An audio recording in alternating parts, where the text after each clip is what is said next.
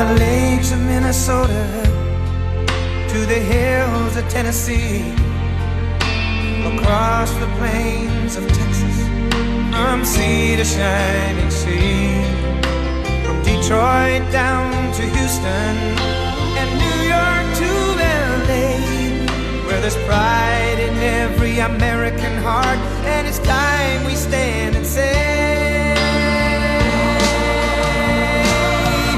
that I'm proud to be an American, where at least I know I'm free, and I won't forget the men who died, who gave that right to me, and I gladly stand up next to you and defend her still today, 'cause there ain't no doubt I love this land. God bless the USA.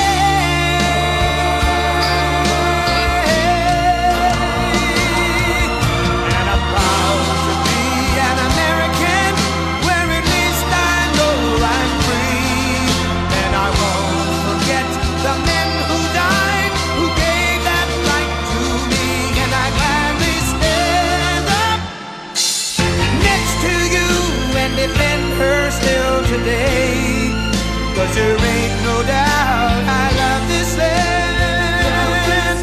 God bless the USA.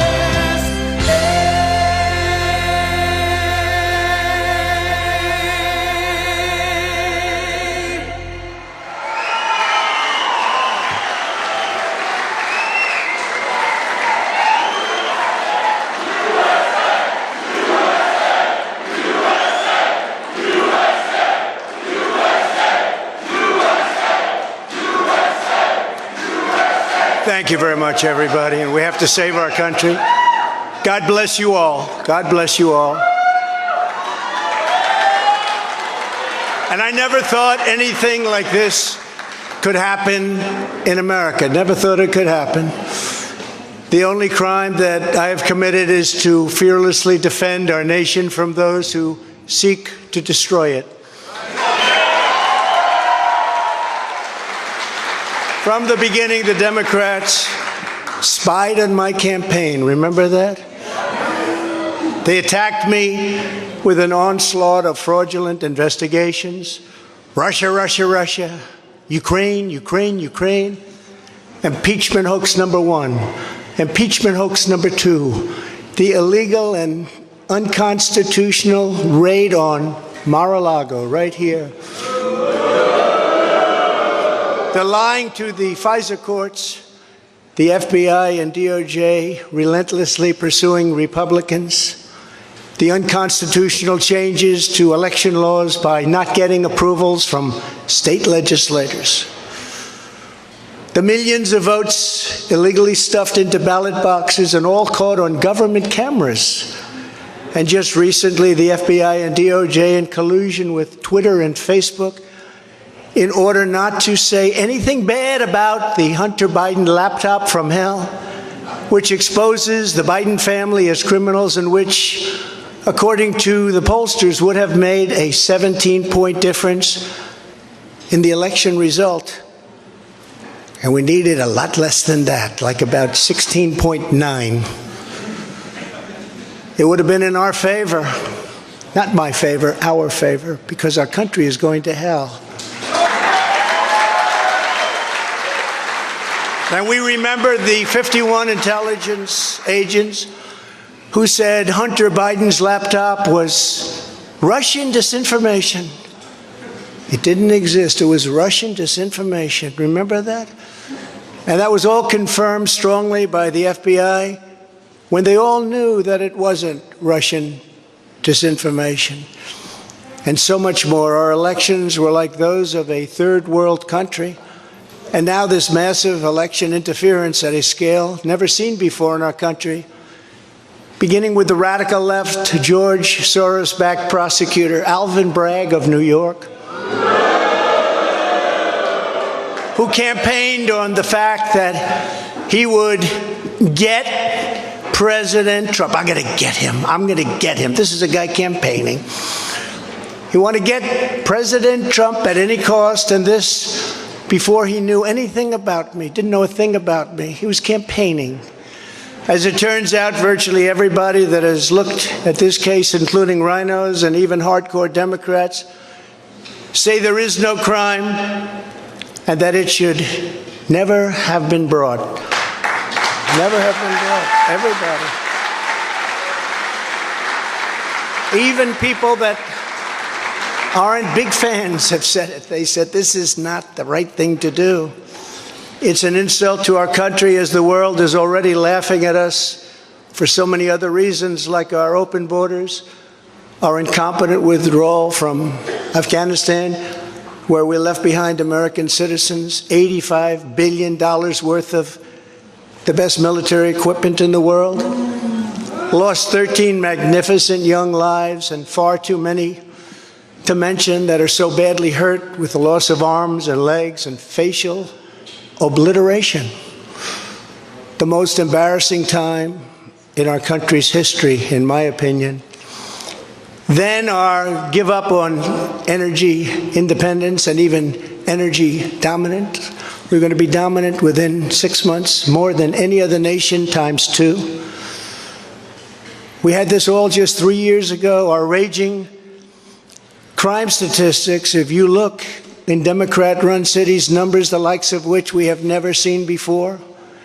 The open threats by various countries of the use of nuclear weapons, something never mentioned or discussed by outside nations during the Trump administration, and which could very well lead under the Biden administration's leadership to an all-out nuclear World War III can happen.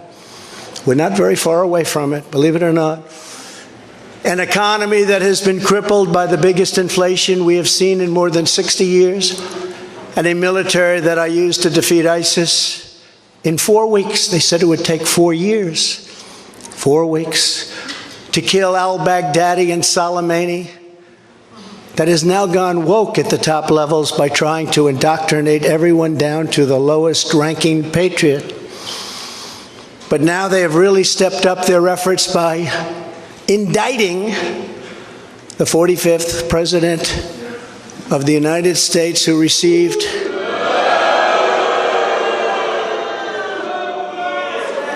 $75 million votes, which is more than any sitting president in the history of our country.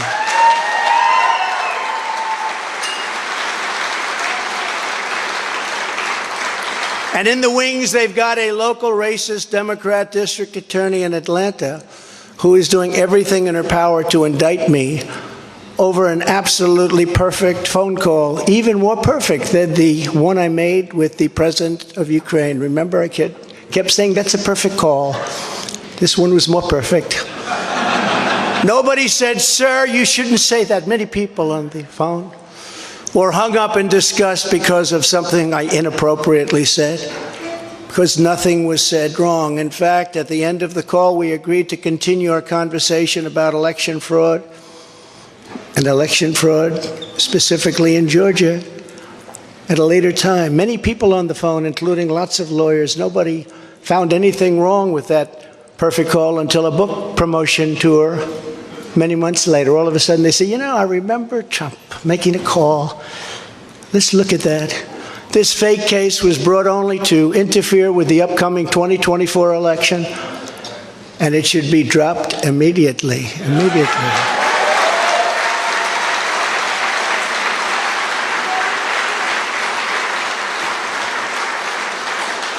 Then you have a radical left lunatic known as a bomb thrower who is harassing hundreds of my people day after day over the boxes hoax. You know, the boxes hoax, as we call it. Just so everyone knows, I come under what's known as the Presidential Records Act, which was designed and approved by Congress long ago just for this reason. Under the Act, I'm supposed to negotiate with NARA, the National Archives and Records Administration, which as of this date is a radical left troublemaking organization that red flags the Constitution of the United States and the Bill of Rights as dangerous and triggering. Can you imagine? This is what we have to deal with. But there is no criminality under the Presidential Records Act. That is not what it's all about. We were negotiating in very good faith, proper way, in order to return some or all of the documents that I openly and in very plain sight brought with me to Mar-a-Lago from our beautiful White House, just as virtually every other president has done in the past. When FBI and DOJ officials with NARA were here, I told my lawyer to show them the very secure storage room in which they were locked.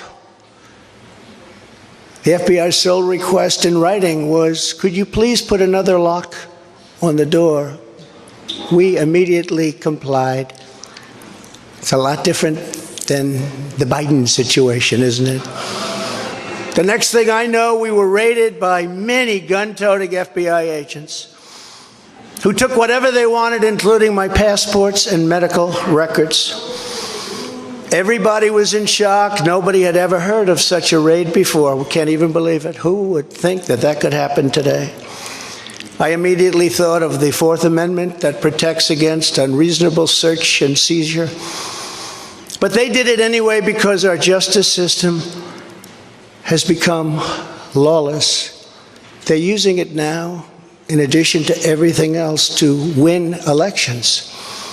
Apparently, they're not looking at me through the view of the Non-Criminal Presidential Records Act. They came up with a new one. This is a new one. And they're looking at me through the Espionage Act. Think of that. How does that sound? Of 1917, where the penalty is death. Even though that has absolutely nothing to do with openly taking boxes of documents and mostly clothing and other things to my home, which President Obama has done, the Bushes have done, Jimmy Carter has done, Ronald Reagan has done. Everybody's done. In fact, Hillary Clinton got rid of 33,000 emails, and that was okay. But nobody's done it like Joe Biden. This lunatic special prosecutor named Jack Smith, I wonder what it was prior to a change, who others of his ilk say he is even worse than they are, is only looking at Trump, yet Joe Biden took massive amounts more documents, even removed many boxes to Chinatown. You believe that? Just got $10 million from China. Where did that come from? I guess they were banking on Hunter's expertise and had others stored in unsecured offices in Pennsylvania and strewn all over his garage floor where his now very famous Corvette is also stored. All over the floor, including classified documents. But that's okay. Perhaps most importantly, he has 1,850 boxes in Delaware, which he is refusing to give up. But isn't that real obstruction? That's obstruction. As president, I have the right to declassify documents, and the process is automatic if I take them with me. It's automatic, declassify. Biden was vice president. He had absolutely no right to declassify as vice president. He doesn't come under the Non-Criminal Presidential Records Act. He comes under the very criminal Federal Records Act, unfortunately for him, but it's not going to matter because they don't follow the law, which has very severe penalties. He had classified documents that he took while he was a senator, which is absolutely inexcusable, and other senators, including Democrats, are outraged. But he's not being harassed and hounded like the people who work for me are. In fact, they seem to have forgotten about his documents entirely. So many, thousands and thousands. It's okay with him. They like to say that I'm obstructing, which I'm not, because I was working with NARA very nicely until the raid on my home. But Biden is obstructing by making it impossible to get the 1,850 boxes or explain why many documents were located in Chinatown. Can't explain it. Why were they in Chinatown? I don't know. Lastly, I'm under investigation This time a civil investigation by another racist in reverse, who also campaigned on, "I will get Trump. I will get him." This was her campaign. Never ran for office. "I will get him." Her name is Letitia James. And she proclaimed while campaigning, quote, "I look forward to going into the office of the Attorney General every single day, suing him, and then going home." Just before she knew me. She announced, "What is fueling my soul right now is Trump." And that she had her eyes on Trump Tower. Those eyes are focused on Trump Tower. Didn't know the young lady. She even assured her supporters in an election promise that we're going to definitely sue him. We're going to be a real pain in the ass. He's going to know my name personally. And then she claimed that I was an illegitimate president. Think of that. With all we did, with all we did on energy, with all we did on the military, on taxes, biggest tax cuts in history, biggest regulation cuts in history, right to try, people able to get drugs now that aren't approved. Hopefully you don't have that problem. Letitia James vowed to use every area of the law to, quote, investigate President Trump and his business transactions. Those transactions are going to be investigated, she said. And that of her family and his family. Because we're going after his family, and we're going after them hard. This is all before entering office and all before knowing anything at all about me. But she was going to get me.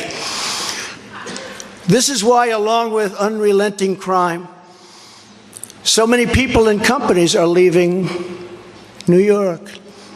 She said that I falsified my financial statements, but in fact we're proving and will prove that my financial statements were substantially more than we submitted, not less. And in all cases have a strong disclaimer clause in them which tells the institutions that may look at that if they want to, not to rely on the statement. But they've got a problem with their case because, number one, I'm very underleveraged. They can't believe it, all the stuff they read and gave, and have very little debt relative to the value of assets. And importantly, not one bank has lost even $1. She was investigating me to save banks. They have very good lawyers. But they didn't lose $1 with us during this period of time. In fact, the banks we're talking about made almost $200 million off Donald Trump, and they liked me very much. We never missed a payment, never got a default notice, had a great relationship with all of them. I don't need banks. We have a lot of cash. I built a great business with my family, built a fantastic business.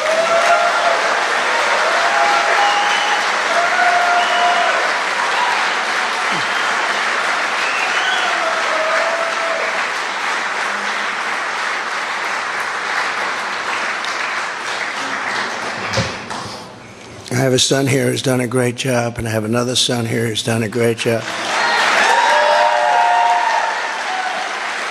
Tiffany. And Ivanka, and Barron will be great someday. He's tall. He is tall, and he's smart. But I have a great family, and they've done a fantastic job, and we appreciate it very much. They've gone through hell.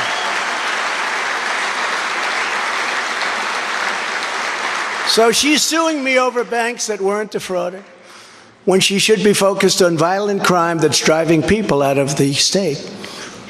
This is a persecution, not an investigation. She's put our family through hell. It's cost hundreds of millions of dollars to defend. But our heads are held very, very high. They want to settle the case, but I want no part of that.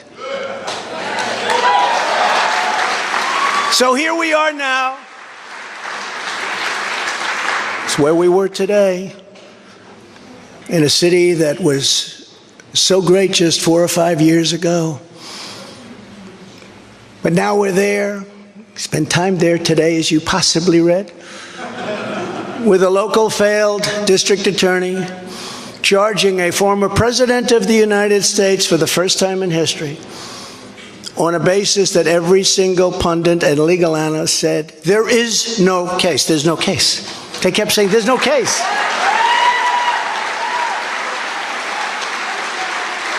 Virtually everyone. But it's far worse than that, because he knew there was no case.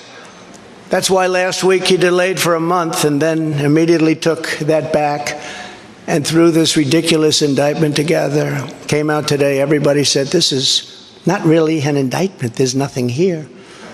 My lawyers came to me and they said, there's nothing here. They're not even saying what you did. The criminal is the district attorney because he illegally leaked massive amounts of grand jury information, for which he should be prosecuted, or at a minimum, he should resign. And Alvin Bragg's wife confirmed a report that claimed her husband has Trump nailed on felonies. She has since locked down her Twitter account. His chief prosecutor, who represented the Democrats and crooked Hillary Clinton in a firm run by Chuck Schumer's brother, Robert, he quit the firm in order to go to work in the DA office in order to get Trump. Can you imagine that? Hillary Clinton's lawyer, Democrat firm. Ultimately, he quit as chief prosecutor because Bragg didn't think he had a case. Think of that same guy that brought this ridiculous thing today.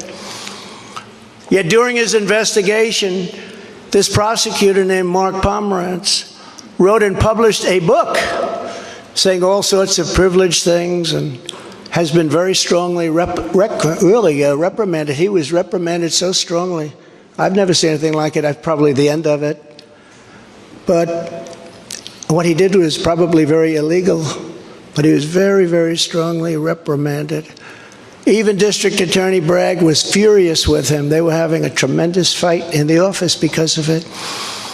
But hope is never lost, because various prosecutors in the DA's office also quit because they thought President Trump was being treated very unfairly. How about that? Isn't that great? Oh, I love them. I'd like to meet them.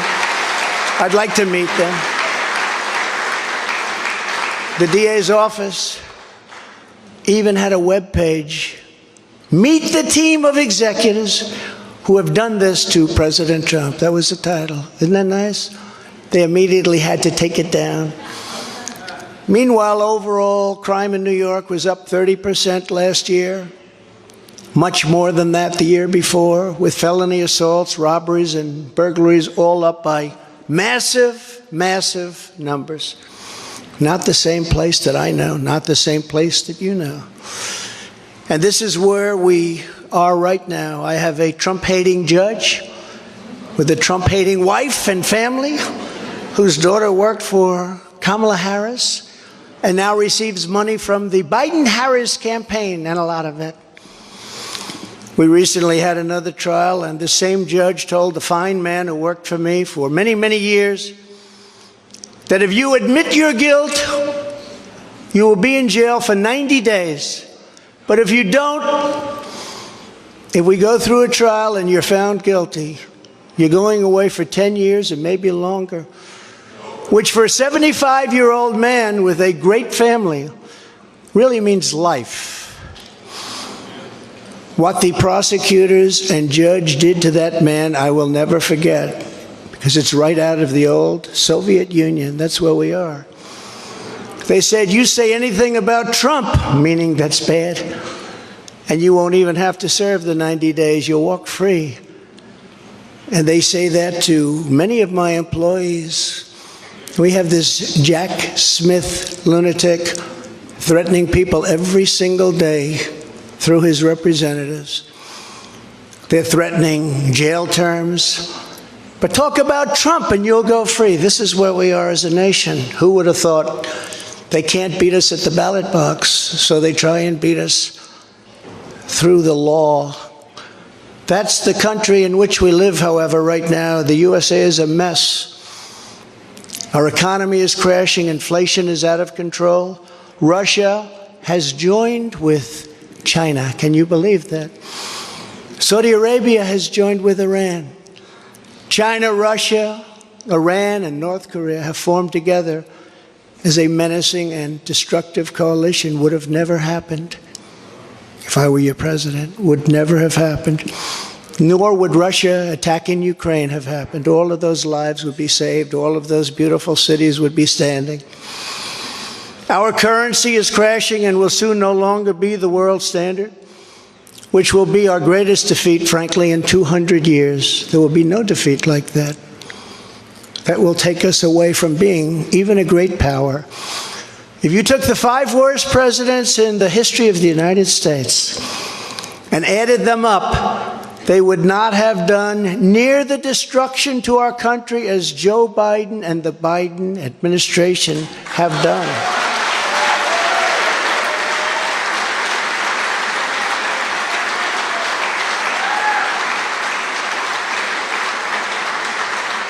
Incredibly, we are now a failing nation. We are a nation in decline. And now these radical left lunatics want to interfere with our elections by using law enforcement.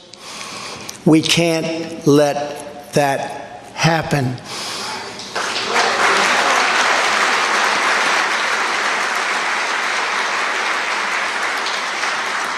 With all of this being said, and with a very dark cloud over our beloved country, I have no doubt, nevertheless, that we will make America great again.